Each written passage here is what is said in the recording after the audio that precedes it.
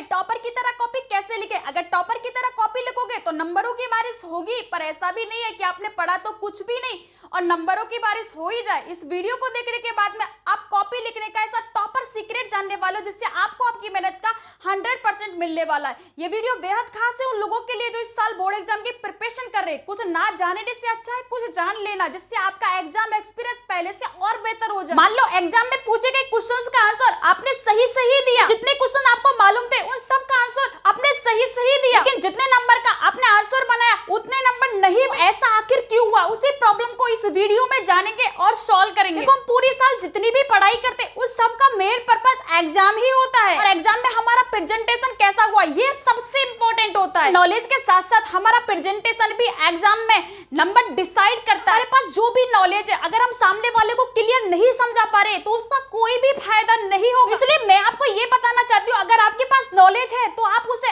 Exam में present करिए, आपको एग्जाम में ज्यादा से ज्यादा नंबर मिल सके। कि जब किसी टीचर के पास में आपका कॉपी जाता है ना तो सबसे पहले वो आपकी क्लियरिटी को देखता है कि आपने लिखा कैसा है, आपने कॉपी में किस तरीके से प्रेजेंटेशन दिया है, क्योंकि उस समय आप टीचर के पास में बैठे तो होते नहीं। उससे सबसे पहले टीचर देखता है कि आपने आंसर में क्या लिखा है, उससे पहले देखता है कि आपने आंसर कैसे लिखा है। इस पे टीचर की सबसे पहले नजर जाती है, क्योंकि कहते हैं ना first impression is the last impression.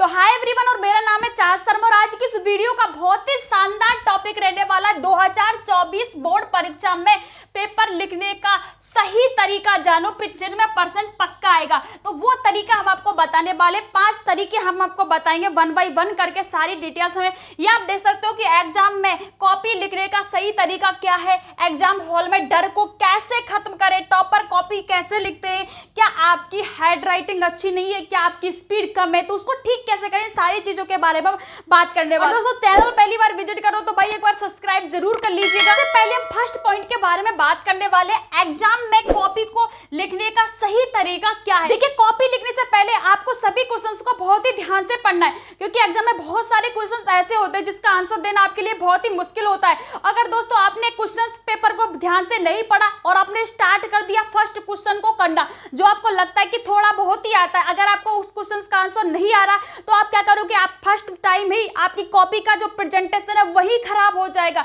तो स्टार्टिंग आपको इस तरीके से नहीं करनी, जो क्वेश्चंस आपको 100% आता है, आप श्योर हो कि हाँ भाई ये क्वेश्चंस मुझसे 100% आता है, मैं इसे कर सकता हूं, तो उसी क्वेश्चन से आपको स्टार्टिंग करनी है। क्योंकि दोस्तों कॉपी का प्रेजेंटेशन बहुत ही बड़ा मायने रखता है कि हम सामने वाले को किस तरीके से सरल और स्पष्ट शब्दों में समझा पा रहे हो। अगर आपकी कॉपी का इंप्रेशन फर्स्ट टाइम भी खराब हो गया तो दोस्तों लास्ट तक आते आते वो आपके नंबर काटता ही जाएगा, क्योंकि दोस्तों उसके माइंड में इस तरीके की एक इमेज बन जाएगी आपकी कि ये एवरेज स्टूडेंट है और इसने स्टार्टिंग में ही मिस्टेक कर दी यार, तो ये लास्ट तक मिस्टेक करता ही आया होगा, क्योंकि first impression is the last impression. दोस्तों वही आपका इंप्रेशन डाउन हो जाएगा और वो आपके नंबर काटते काटते चलता जाएगा दोस्तों। तो इसलिए हमेशा आपको क्वेश्चंस को ध्यान से पढ़ना है। आपको लगता है कि हाँ ये क्वेश्चंस मुझसे आता है तभी आपको वो क्वेश्चन सॉल्व करना है। दोस्तों दूसरा पॉइंट है जो आपको याद रखना है, किसी भी क्वेश्चन का एंडिंग पॉइंट और दूसरे क्वेश्चन का स्टार्टिंग पॉइंट के बीच में कम से कम आपको 4 लाइन का गैप देना है, जिससे कि आपकी कॉपी एकदम फ्रेश दिखे, टीचर को सभी क्वेश्चन स्पष्ट शब्दों में नजर आने लगे, टीचर को पता चले कि ये क्वेश्चन अलग है ये क्वेश्चन अलग है। अगर आप ऐसा नहीं करोगे कि किसी भी क्वेश्चन का एंडिंग पॉइंट है और उसके जस्ट दूसरी लाइन के नीचे ही आपने किसी क्वेश्चन को स्टार्ट कर दिया तो वो ये समझेगा कि ये एक ही क्वेश्चन है और यहाँ आपके नंबर कट जाएंगे, फिर आप सोचोगे मैं तो करके आया था पता नहीं मेरे नंबर कहाँ कट गए। तो दोस्तों इस तरीके से आपको एंडिंग पॉइंट और स्टार्टिंग पॉइंट के बीच में कम से कम 4 लाइन का गैप तो देना ही होगा। दोस्तों थर्ड पॉइंट हमारा रहने वाला है हेडिंग, इमेज और डायग्राम। दोस्तों जरूरत पड़ने पर आंसर में आपको ये तीनों चीजें फॉलो करनी है, आपको हेडिंग भी डालनी है, इमेज भी बनाना है, डायग्राम भी आपको बनाना है, क्योंकि दोस्तों आंसर में कुछ ऐसे पॉइंट्स होते हैं जो एग्जामिनर की नजरों में आने चाहिए, तो उनके नीचे दोस्तों आपको अंडरलाइन भी करनी होगी ताकि एग्जामिनर के सामने वो हाईलाइट हो और उसके सामने नजरें पड़े और आपके नंबर यहाँ पर अच्छे मिले। दोस्तों इमेज और डायग्राम साइंस और मैथ में बहुत इंपॉर्टेंट होता है, तो दोस्तों साइंस और मैथ में इमेज और डायग्राम का आपको बहुत ही ज्यादा ध्यान रखना है, हर टाइम आंसर पर आपको ये बनाना है। दोस्तों हम दूसरे पॉइंट के बारे में बात करने वाले, एग्जाम हॉल में डर को खत्म कैसे करें। अब दोस्तों बहुत सारे स्टूडेंट ऐसे होते हैं कि जो एग्जाम हॉल में जाते ही कांपने लग जाते हैं, डर लगने लग जाता है, उनके पसीने यहाँ पर छूट जाते हैं। तो दोस्तों एग्जाम, जो भी स्टूडेंट एग्जाम देने जा रहा है तो स्वाभाविक है उसको डर लगना। और मोस्ट ऑफ उस स्टूडेंट को सबसे ज्यादा डर लगता है जो फर्स्ट टाइम एग्जाम देने जा रहा है, क्योंकि उसे एक्सपीरियंस नहीं है एग्जाम देने का।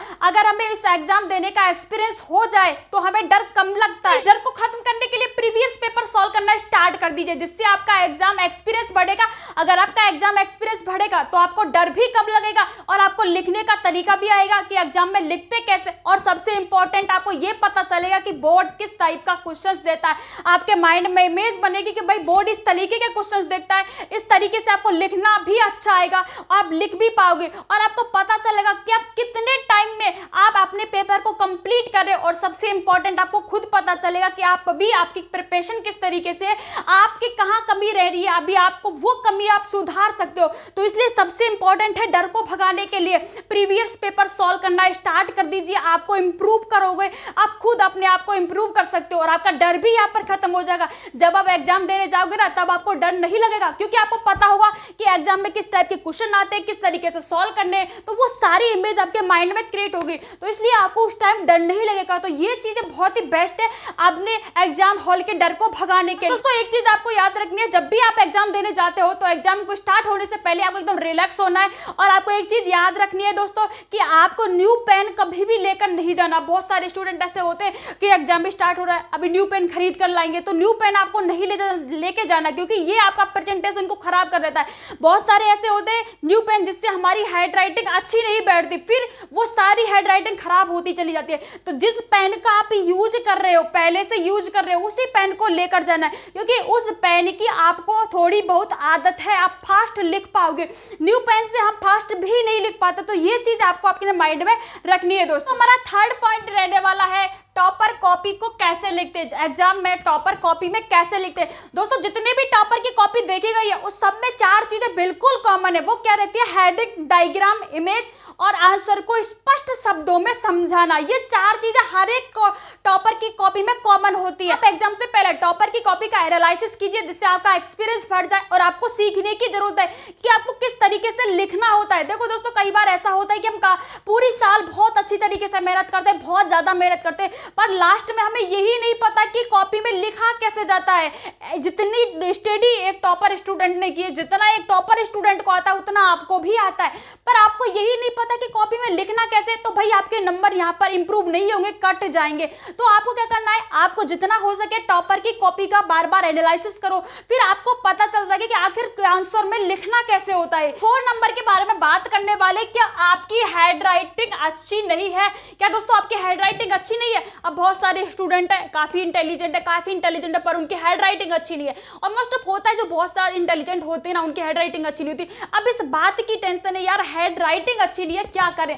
तो दोस्तों देखो, अगर आपकी हैंड राइटिंग अच्छी नहीं है तो आपको आंसर को किस तरीके से प्रेजेंट करना है, आपको बहुत ही सरल, आपको हर एक आंसर में हेडिंग देनी है, हेडिंग देनी है और एरो लगा के आंसर को स्टार्ट करना है। हर एक आंसर के बीच में, जैसे कि किसी भी क्वेश्चन का एंडिंग पॉइंट है और दूसरे क्वेश्चन का स्टार्टिंग पॉइंट है, उसके बीच में कम से कम 4-5 लाइन का आपको गैप देना है, ताकि पता चले कि भाई ये दूसरा क्वेश्चन है। ऐसा ना हो कि कहीं मिक्स ही कर दो, एक ही क्वेश्चन टीचर के समझ में नजर में आए। तो ऐसा आपको नहीं करना है दोस्तों, क्योंकि आपकी हैंड राइटिंग पहले से ही अच्छी नहीं है। और आपकी हैंड राइटिंग को अच्छा किस तरीके से आपको करना है, तो देखो ऐसा तो है नहीं कि हैंड राइटिंग है कि दिन में ही अच्छी हो जाए। भाई एक दिन में तो बिल्कुल भी अच्छी नहीं होगी, क्योंकि ये तो आपको आदत पड़ रही है, बचपन से लिखते आ लो, अब एक दिन में ये चीज पॉसिबल ही नहीं है यार। अब बहुत सारे यूट्यूब पे वीडियो देखो कि एक दिन में हैंड राइटिंग सीखो, हैंड राइटिंग सही करो, तो यार ये पॉसिबल नहीं है। अब आपको क्या करना होगा, अभी दोस्तों अगस्त चल रहा है, लास्ट अगस्त का चल रहा है, तो अभी आपका सितंबर है, अक्टूबर, नवंबर, दिसंबर, जनवरी, फरवरी, आपके फरवरी मार्च तक आपके एग्जाम होने वाले, तो काफी अभी आपके पास टाइम है। तो आपको अपनी हैंड राइटिंग को इम्प्रूव करना है। आपको क्वेश्चंस को जब भी आप फ्री हो ठीक है। जब भी आप फ्री हो तो आपको लिखने की कोशिश करनी है थोड़ा फास्ट, और आपको आंसर को, आपको कॉपी में आंसर को इस तरीके से प्रेजेंट करना है कि सामने वालों को समझ में आ जाए। दोस्तों ऐसा लिखना है, थोड़ा दूर दूर करके लिखना है, गैप देना, हर एक वर्ड के बीच में आपको गैप देना है। ऐसा नहीं कि आप बिल्कुल लाइन बाय लाइन में वर्ड को मिलाते चल रहे हो, तो भाई फिर आपके किसी को भी आपकी हैंड राइटिंग समझ में नहीं आएगी। तो सबसे इंपॉर्टेंट है प्रैक्टिस करनी है। देखो प्रैक्टिस तो आपको करनी ही होगी, एक दिन का काम नहीं है, हलवा नहीं है कि आपने चम्मच से खाया पेट में गया खत्म मामला, तो ऐसा नहीं है यार। ये इसके लिए तो आपको मेहनत करनी होगी, एक दिन में ये ठीक भी नहीं होगी। तो इसलिए आपको खुद को प्रैक्टिस करनी होगी, चाहे कोई भी कितना भी बता दे, पर आपको प्रैक्टिस तो खुद को करनी होगी, तभी आप कर पाओगे। दूसरा लास्ट पॉइंट रहने वाला है, क्या आपकी लिखने की स्पीड कब थोड़ा फास्ट है। अब जिसकी स्पीड फास्ट है वो तो बहुत ही अच्छा है कि उसको टाइम पर एग्जाम हो जाएगा, जिसकी स्पीड फास्ट नहीं है उसको क्या करना है, देखो जिसकी भी स्पीड एग्जाम में लिखने की स्पीड फास्ट नहीं है तो भाई प्रीवियस पेपर सॉल्व करना स्टार्ट कर दो। जब आप 1 2 3 4 5 10 प्रीवियस पेपर सॉल्व कर दोगे ना, तो आपकी ऑटोमेटिक स्पीड यहाँ पर ठीक हो जाएगी, और ऑटोमेटिक आपकी हैंड राइटिंग ठीक हो जाएगी। जिसकी हैंड राइटिंग ठीक नहीं है, जिसकी एग्जाम में लिखने की स्पीड ठीक नहीं है, वो प्रीवियस पेपर सॉल्व करना स्टार्ट कर दे, मैं दावे के साथ कहती हूँ यार आपकी हैंड राइटिंग और आपकी स्पीड दोनों चीजें यहाँ पर इंप्रूव हो जाएंगी। पर थोड़ी मेहनत करनी होगी, ज्यादा से ज्यादा प्रीवियस पेपर सॉल्व करना होगा, तो ये बेस्ट तरीका है। अब कोई भी आपको कुछ भी कहे ना, वो उससे मतलब नहीं है यार, ये चीजें बहुत ही बेस्ट है। अगर आप जितना लिखोगे तभी तो आपकी हैंड राइटिंग इंप्रूव होगी ना। जितनी बार आप पेपर सॉल्व कर रहे हो, जैसे आपने 3 घंटे का पेपर है और आपने first time previous paper solve किया, आपको 4 घंटे लग रहे हैं, तो फिर आप सेकंड जब सॉल्व करोगे ना, तो आपके माइंड में एक इमेज रहेगी, इमेज यार मुझे पिछली बार 4 घंटे लगे थे, आपके मैं थोड़ा फास्ट करता हूँ। जब आपको क्या लगे 3.5 घंटे लगे, तो आप थर्ड बार करोगे ना, तो आपको लगेगा पिछली बार 3.5 लगे, तो ऐसा तो मेरा एग्जाम रह जाएगा, तो फिर आपके माइंड में वो इमेज थोड़ी क्रिएट रहेगी। तो इसलिए ज्यादा से ज्यादा प्रीवियस पेपर सॉल्व कीजिए, सिंपल सा फंडा है यार। तो ये सारे पॉइंट है जो आपको नोट करने हैं, नोट कर लीजिएगा भाई, बहुत इंपॉर्टेंट है। तो आज का वीडियो आपको कैसा लगा यार, कमेंट सेक्शन में कमेंट कर जरूर बताइएगा। आज की वीडियो में इतना ही, मिलते हैं नेक्स्ट वीडियो में। अगर दोस्तों आपको एग्जाम में कौन सी गलतियां नहीं करनी है, तो ये वीडियो आप देख सकते हो, ये वीडियो की लिंक है आपको डिस्क्रिप्शन में मिल जाएगी, जरूर वॉच कर लीजिएगा। ये वीडियो भी आप लोगों के लिए बहुत ही इंपॉर्टेंट है कि बोर्ड एग्जाम में ये गलती आपको बिल्कुल भी नहीं करनी है। तो दोस्तों bye bye, take care, love you दोस्तों। अब मिलते हैं नेक्स्ट वीडियो में, तब तक के लिए दोस्तों जय हिंद।